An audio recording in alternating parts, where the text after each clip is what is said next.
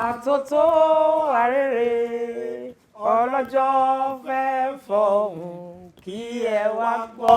A kí gbogbo ẹ̀yin èèyàn wa káàbọ̀ sí ọdún ọlọ́jọ́ 2020. Abala abita wa náà láti ṣàfihàn gbogbo àwọn òrìṣà ilẹ̀ Yorùbá látòrí Ọ̀rúnmìlà. We welcome you all to the 2020 Olojo Festival. At this point, we'll be introducing the Yoruba deities, starting with Urumila. Watch out. Ọ̀rúnmìlà mójúbà o, Ọ̀rúnmìlà mo ṣèbà.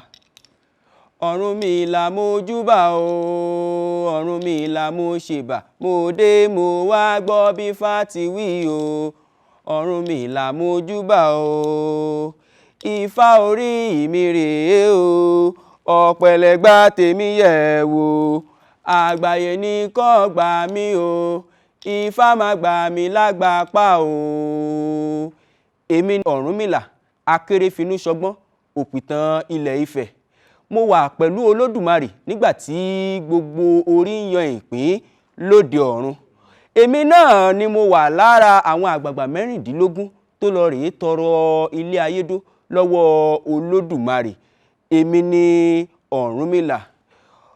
Ojúmọ́ a máa wo ire, ojúmọ́ a máa wo ire, ojúmọ́ a máa wo ire, ojúmọ́ a máa wo ire. Ajíbọ̀ á bá àbọ̀pẹ̀ Ifẹ̀, ojúmọ́ a máa wo ire.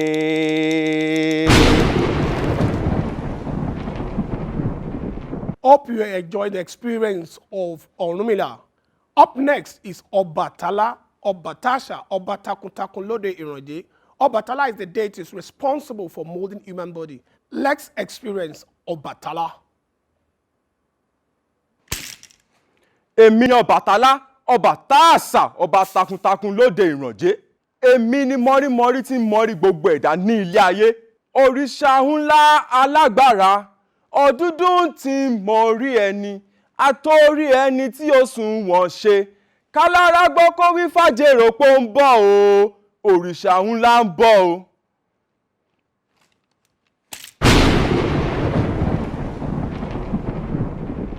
Hope you enjoyed the delivery of Obatala. Coming up is Yemoja. Yemoja was Obatala's queen. She was fierce, strong, and very influential in her time. She had the power to grant wishes upon barren women to give them children. Coming up, Yemoja. Létò làátó tẹ̀tẹ̀ ẹgbẹ́ mi, ọ̀gẹ̀dẹ̀ hàn bá gbìn ṣe tí odò aró mi mu. Àárín ọmọ mo máa sùn Yemoja. Èmi Yemoja, èmi sì ni ààyò Ọbàtálá, Ọbàtáṣà, Ọbàtakuntakun lóde Ìrẹ̀jùmọ̀jẹ́. Ìdí tí mo fi jẹ́ ààyò ni wípé mo mọ ohun tí ọkọ mi fẹ́, mo sì mọ ohun tí ò fẹ́. Ohun tó fẹ́ mo bá fẹ́, ohun tí ò sì fẹ́ mo kọ̀ sílẹ̀. Àlàjẹ́ orúkọ mi sì ni Àjẹ́ Yemoja.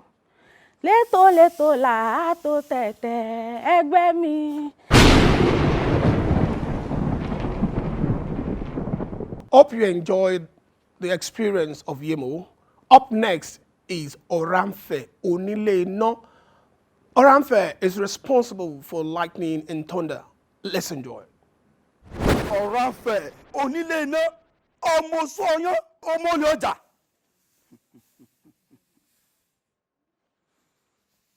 Èmi Oramfe, Onílé Iná, ọ̀kànrọ́jìgbò, akẹran tí ń jẹwé gbẹ́gbẹ́.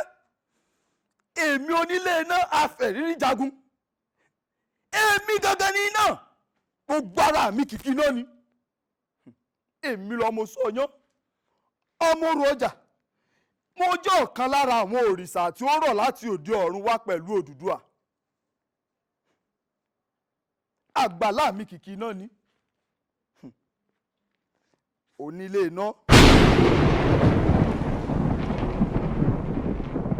Hope you enjoy the experience of Oramfe. Next is Shango Olukoso Arekujaye. Let's experience it and enjoy it. Èmi Shango Olukoso yàrá iná. Gbẹ̀ngbẹ̀lẹ́kú dábí owó ẹkùn tágìrì gbẹ́rẹ́ níjà sọ́gìrì làgìrì ọ̀làgìrì kàkàkàkà fi gbàdùbọ̀. Èéfín iná lásán là ń dá láyé iná bẹ́ lọ́dọ̀ èmi ọba kòsó àkàtà ayáriyárì. Èmi Ṣàngó Olúkòso òòṣà tí ò bá fi tèmi ṣe Ṣàngó ọ̀la. Èmi Ṣàngó Olúkòso. Mo jẹ́ kan lára àwọn òrìṣà tó gbóná girigiri nínú gbogbo òòṣà tí ń bẹ ńlẹ̀ Yorùbá. Èmi náà ni. Iná ọ̀dọ̀ mi ló wà. Èmi ẹkùn ọkọ ya àkàtà yẹ́rì Ṣàngó Olúkòso.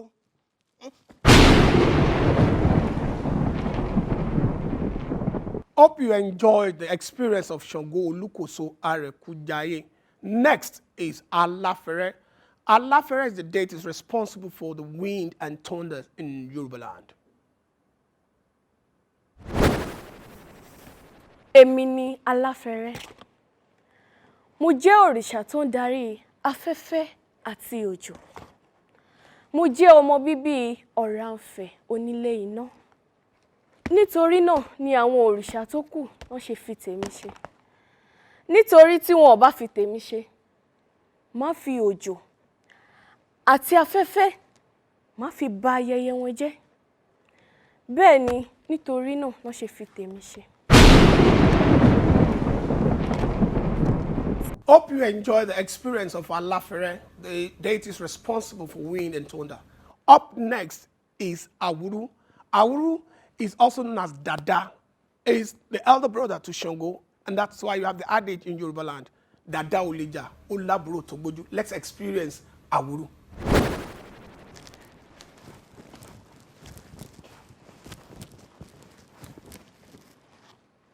Èmi ni Báyọ̀ ni tí gbogbo èèyàn mọ̀ sí Àwúrú tàbí Dàda yalẹ̀ yagi oko. Ó bí mi sówó, ó bí mi sọ́lá, ó bí mi sájé.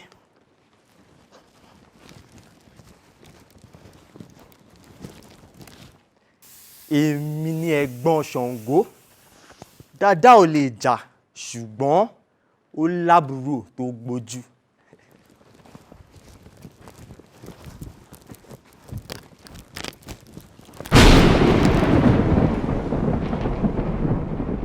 Hope you enjoy the experience of Awuru, Dada, Awuru Yale, Yagioko. Up next is Ogun, Lakaye, Oshimole, Olominile, Fejewe. Ogun is the Pathfinder Deity, and there can never be any Olojo without Ogun. Let's experience Ogun Lakaye. Ogun Lakaye, Onile mole, Ogun Lakaye, èmi Ogun Lakaye Oshimole, Olomile Fejewe. Olasson lè fi mọ̀ kí mọ̀ bora. Èmi onílé kọ́gùkọ́gù òdi ọ̀run.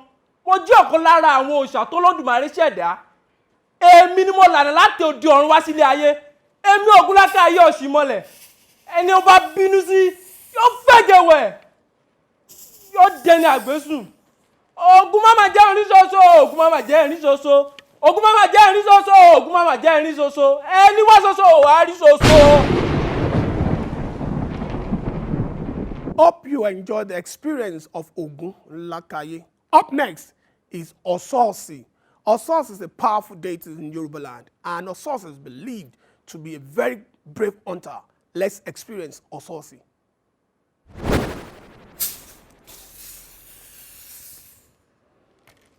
Èmi Ososi tí mo jẹ́ ọdẹ ńlá nílẹ̀ Yorùbá, tí mo bá wọ igbó tí igbó ti jù á pa lọ́lọ́. Èmi Ososi tí mo jẹ́ ọ̀rẹ́ ìmùlẹ̀ Ògún, tí ò bá sí Ògún nílé, èmi ni mo máa ń délé.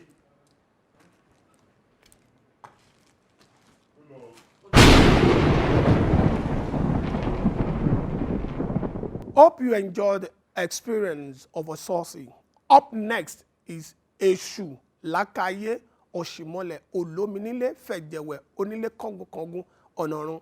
Ashu is the deity that lives between heaven and earth, and it's well known to the Babalawos. Let's experience Ashu.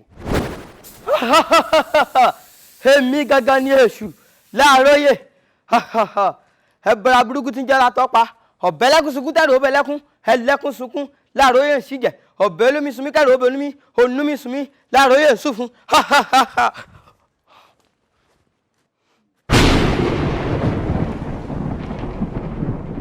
Hope you enjoyed the experience of Oshu. Eshu Mashemi Omelumi Nikoshe. Up next is Shokono, popularly known as Olode in Yoruba land. Shokono is responsible for diseases, particularly smallpox. Let's experience Shokono.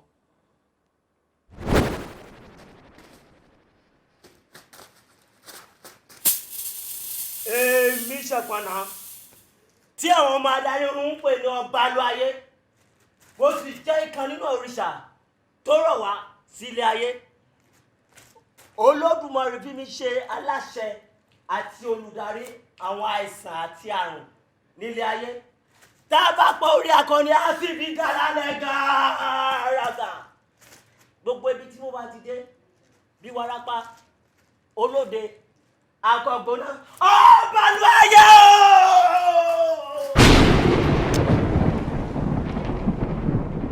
Hope you enjoyed the delivery of Shokono. Coming up is Oshun. Oshun is a river goddess. Ìbà ìyá mi alágbòlódò ni mo ń ké sí lọ́wọ́. Oreye yé Ọ̀ṣun o, Ọ̀tà o, Omi o.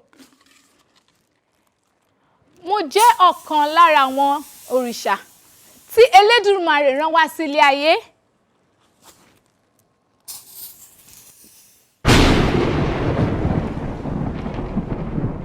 Hope you enjoyed the experience of Oshun. Up next is Obalufon. Obalufon is the fourth Ooni and created many kingdoms. Obalufon is regarded as a deity because of the years spent on the throne. Let's enjoy the experience of Obalufon.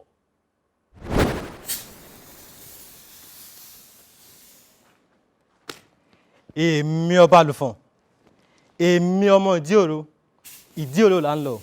Àjòjì kan ò sì gbọ́dọ̀ gbójú gbóyà kó bá wa dé ìdí òro.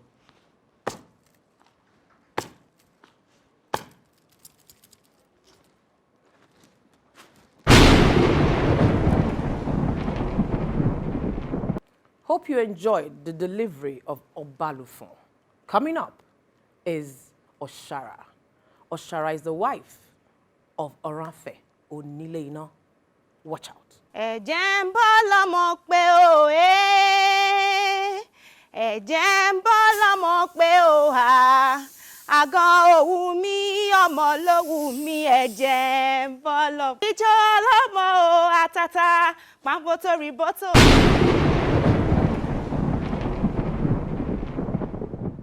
Hope you enjoyed the experience of Oshara. Up next is Obamiri. Obamiri was a war commander and the general of Oduduwa's army.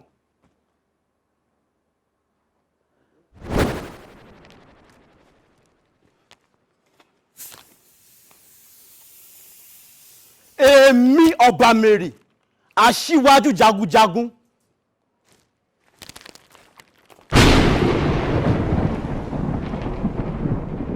Hope you enjoyed the delivery of Obamiri. Coming up is Alesson. Alesson is a doctor. He's fully in charge of roots and herbs and all its understanding. Alesson. Ewé máa jẹ́ oògùn tí mo sá o ewé máa jẹ́ èmi Ẹlẹ́sìn jẹ́ àwọn Oòduà tí gbogbo èèyàn mọ̀ sí ọ̀sán yìí Olódùmarè fún mi ṣe ọba lórí ewé àtegbò gbèrú mi láwọlé ayé sọ mí kalẹ̀ láwòdì ọ̀run ogun tásà tí ò jẹ́ ewé rẹ̀ ló kù kan ewé máa jẹ́ oògùn tí mo sá o. Hope you enjoyed the delivery of Alesson. Coming up is Korikoto. Korikoto, mama jomo mi oku. Orisha ewe, mama jomo mi oku. Watch out. Ẹ̀jẹ̀ ń bọ́ lọ́mọ pé o ẹ̀jẹ̀ ń bọ́ lọ́mọ pé o àgàn òwú mi ọmọ ló wù mí ẹ̀jẹ̀ ń bọ́lọ̀ Korikoto màmá jọmọ mi ó kú òrìṣà ewé màmá jọmọ mi ó kú o. Èmi Korikoto mo jẹ́ òrìṣà kan gbòógì tí Elédùmarè fi ṣe olórí àwọn ọmọ kéékèèké láti máa dáàbò bò wọ́n. Èmi máa bímọ dandan ní kọ́lọ́mọ yọ̀ fọ́lọ́mọ ìjọ ọlọ́mọ o àtàtà pàǹbótó rìbótò ọlọ́mọ ló láyé o àtàtà pàǹbótó rìbótò. Hope you enjoyed the experience of Korikoto. Up next is Orisha Kiri. Orisha Kiri is one of the deities that gives children to the barrel. Let's experience it. Moroko roko mo de mero mo yena mo de mota. Èmi Orisha Kiri, òrìṣà tí mú léríṣẹ́, òrìṣà tó ń bẹ Elédùmarè fún àwọn àgàn nítorí ọmọ. Èmi lòrìṣà tó bá kú jẹ nílé pé tó ṣẹ́gun ikú. Àgbẹ̀dẹ ọ̀run gbẹ́ bọ̀rẹ̀ onílé èròkè o.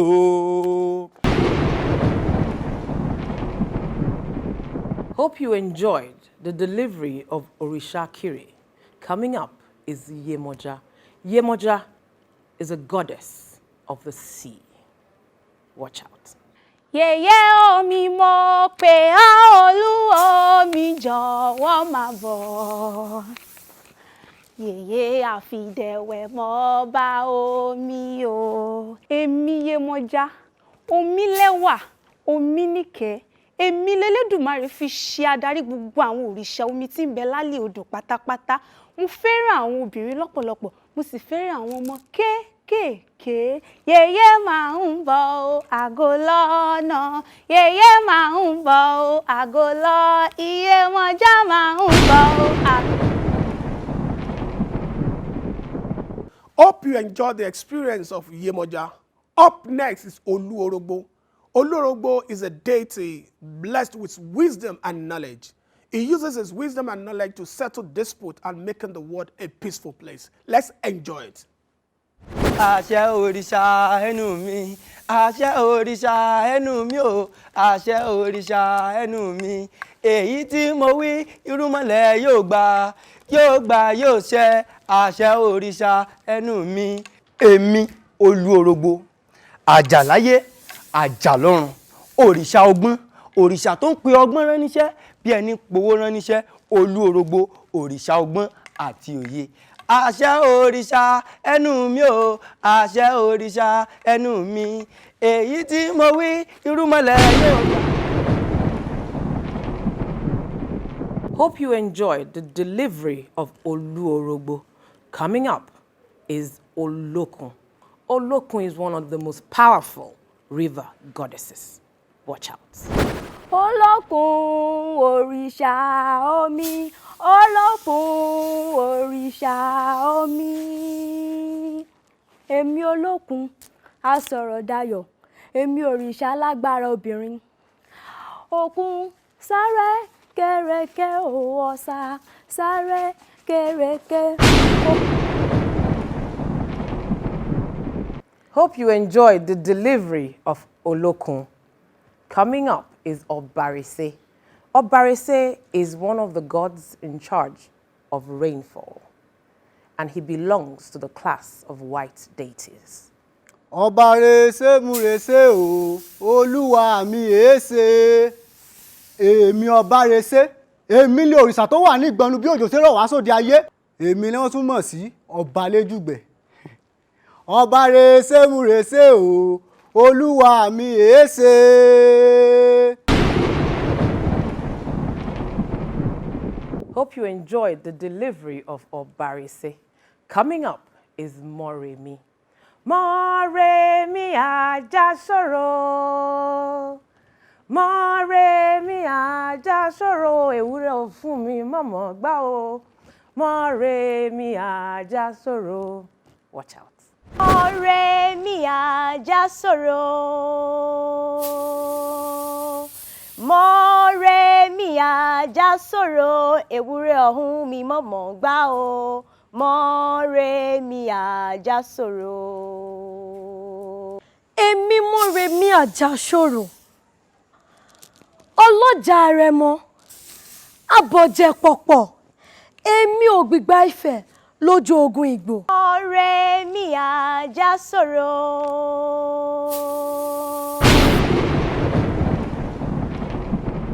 Hope you enjoyed the experience of Moremi. Up next is another powerful deity, Oranmiyan.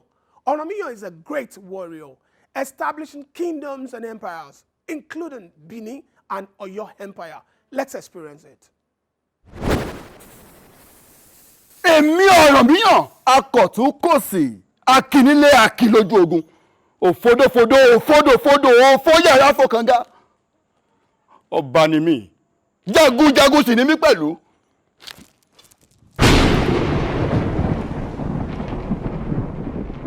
Hope you enjoyed the delivery of Oranmiyan. Coming up now is Orishaoko. Orishaoko is in charge of the farmland and harvest. Watch out. Èmi Orishaoko ni Elédùmarè fi sí ìgbọnnu ilẹ̀ àti gbogbo nǹkan èrè tí ó ń jáde láti ilẹ̀.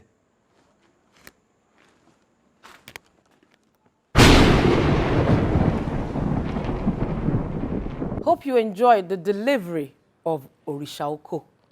Coming up is Ori. Ori lababo ká foríṣà sílẹ̀. Watch out. Èmi Ori, wọ́n á sì máa pè mí ní àpérè. Èmi ni Elédùmarè fi sí ìgbọnnu ìpín kádàrá àti àyànmọ́ ọmọ adarí ọ̀run.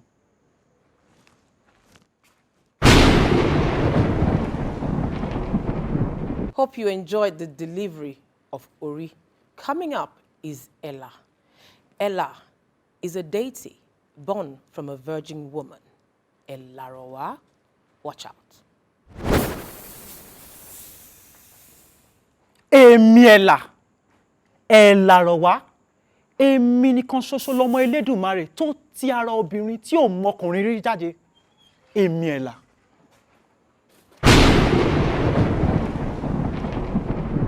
Hope you enjoyed the delivery of Ella.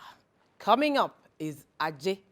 Ajé Olokun wá sọ̀rọ̀ mi dayọ̀. Ajé Olokun wá sọ̀rọ̀ mi dayọ̀.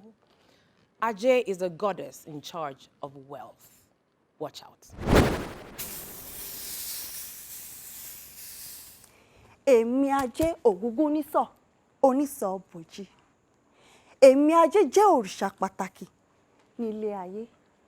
Mo jẹ́ òrìṣà tí gbogbo ayé ń wárìrì fún lójoojúmọ́ ayé. Tọ́jú mi kí n bá ọ gbé. Fìyà jẹ mí kí n fi ọ́ sílẹ̀.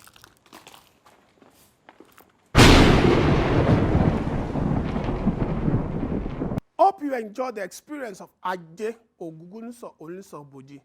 Up next is Oduduwa, the progenitor of the black race and the first Ooni of Ife. Let's enjoy it.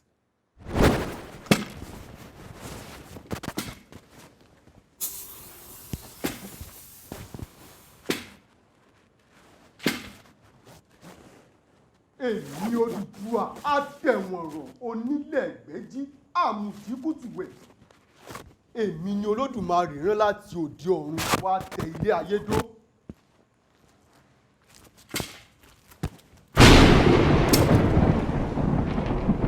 A lérò pé ẹ ti gbádùn gbogbo àwọn òrìṣà ìbílẹ̀ wa tí a ṣàfihàn fún yín. A dúpẹ́ lọ́wọ́ gbogbo yín. Níparí, ọjọ́ la fi máa kásẹ̀ ńlẹ̀. Ọjọ́ òní òrìṣà tó wà nípa bí ọjọ́ ṣe ń mọ́ àti bí ọjọ́ ṣe ń ṣú. Thank you very much. We hope you've enjoyed the delivery of all Yoruba deities. In conclusion, we're going to be showing Ojoe. Ojoe is a deity in charge of the breaking of dawn and also in charge of the difference or separation between light and darkness. Ọjọ́ tí ọjọ́ di ọjọ́. Ìmọ́lẹ̀ dé òkùnkùn paradà. Èmi ọjọ́. Tẹ́bẹ̀mí náà mo lọ́jọ́. Tójúmọ́ bá ti mọ́ ọ̀yàlà pèrègèdè.